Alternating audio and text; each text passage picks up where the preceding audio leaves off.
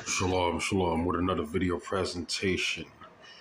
Now, last week on my last video, I made a couple statements that it was okay for us to put curses on wicked niggas. Okay, all these niggas in the world who don't want to dance to this tune, they don't want to dance to the tune of the creator of Yahweh. Guess what? We have every right to put curses on them.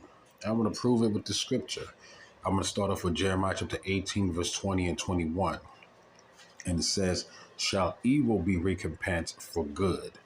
For they have digged a pit for my soul. Remember that I stood before thee to speak for them, and turn away thy wrath from them." Verse 21, "Therefore deliver up their children to the famine." So this is Jeremiah speaking. I mean, when you read the book of Jeremiah, Jeremiah was going through a whole lot of hell, okay? Especially under these niggas at that time, wicked Israelites. He went over there to warn Israel to return back to the Creator, and the majority of the Israelites at that time pretty much turned their back on the Creator, turned their back on the Most High. So they don't want to hearken unto his words. And a lot of them try to kill Jeremiah. So this is verse 21. This is what he's telling these wicked Israelites. "Therefore deliver up their children to what? To the famine, and pour out their blood by the force of the sword, and let their wives be bereaved of their children, and be widows, and let their men be what? Be put to death. Their young men be slain by the sword and battle." So this is Jeremiah asking the Creator at that time to go ahead and put curses, pain, and suffering, calamities on who? On these wicked niggas. I'm going to go to the book of 2 Kings chapter 2, verse 23 and verse 24, and dealing with Elisha. "And he went up from thence unto Bethel. And as he was going up by the way, there came forth little children, okay, out of the city, and mocked him, and said unto him, Go up, thy bald head, go up, thy bald head." So you had these little nigglets out there, these little niggas who were making mockery and fun of Elisha. They made fun of his hair. And let's see what Elisha did. "And he turned back and he looked on them and he cursed them." Oh, it says that he cursed them in the name of Yahweh. So he put a curse on them in the name of Yahweh. You see that? He asked Yahweh what? He asked Yahweh to bring destruction, calamities upon these little niggas. And he says, "And there came forth 2 she-bears out of the wood, and tear 42 children of them." So it was 42 of them who made mockery. 40 small little niggas who made mockery of Elisha.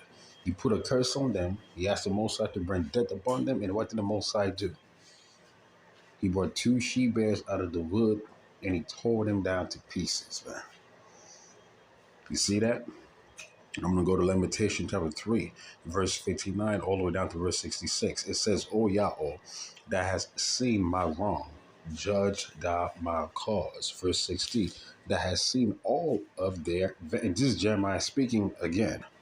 Verse 60, "That has seen all their vengeance and all their imagination against me, that has heard their reproach, O Lord, and all their imagination against me." Like I was saying, he was going to a whole lot of hell trying to teach wicked Israelites at that time. Verse 62, "The lips of those that," it says, "the lips of those that rose up against me, and in device against me all the day." Yeah, because they're plotting to kill Jeremiah. They were plotting, trying to put him to sleep. "Behold, they're sitting down and they're rising up. I am their music. Render unto them what? Recompense, O Lord, according to the work of their hands.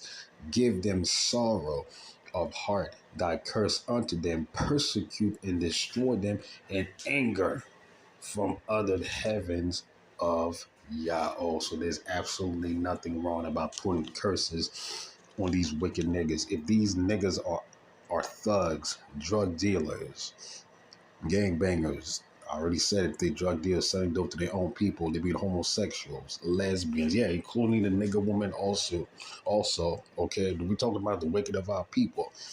If you're a pedophile, okay, a child molester, you eating unclean food, you got they committed adultery, sleeping with other man's wives. Guess what? You can put curses on you because I put curses on wicked niggas every day, and I ask the Creator if He could deliver the righteous of Israel and make all the wicked of you drop dead. So yes, you can also ask the Creator to use any type of elements. He can use natural disasters. He can use anything. He can also use who? The police officers to kill wicked niggas. He can also do that.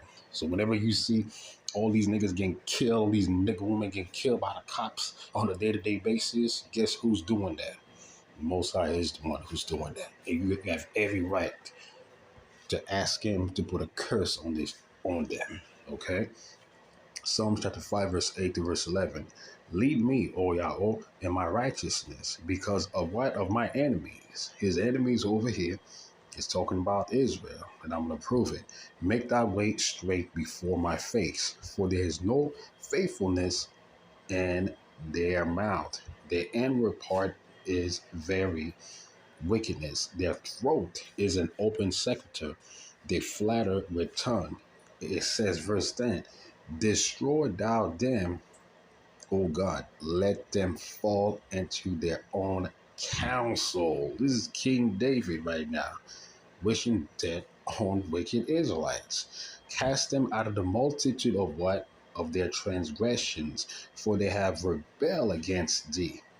But let all those that put their trust in thee, let them ever shout for joy. And that's talking about the remnant of Israel. Those who are going to come back and they're going to hearken unto the words of the Creator. They're going to keep the Torah to the best of their ability.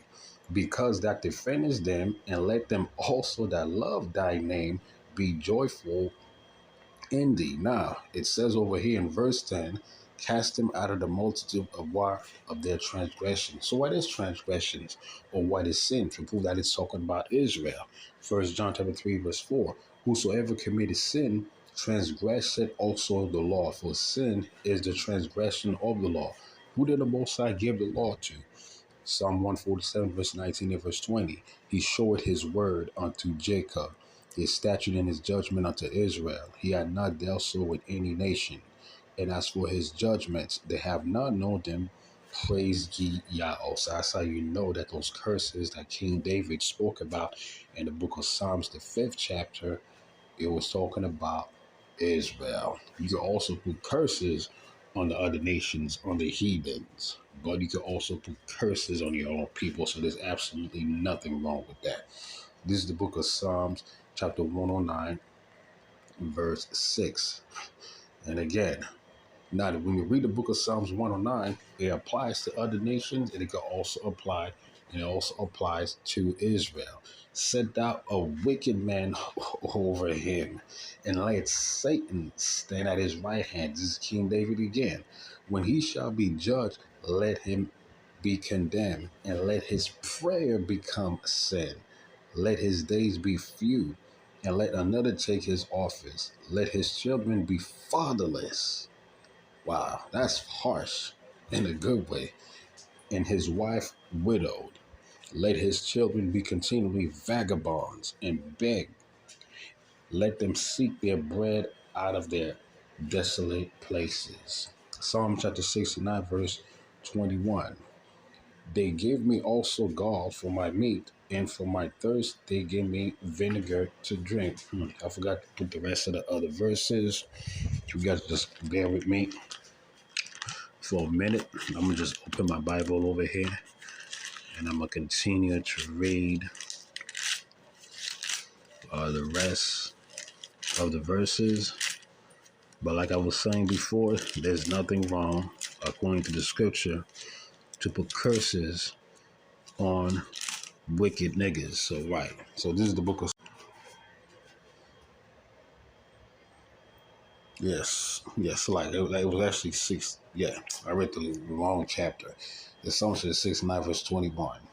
It says, they give me also gall for my meat, and my thirst they give me vinegar to drink. Now it says, verse 22, let their table become a snare before them, and what which should have been for their welfare.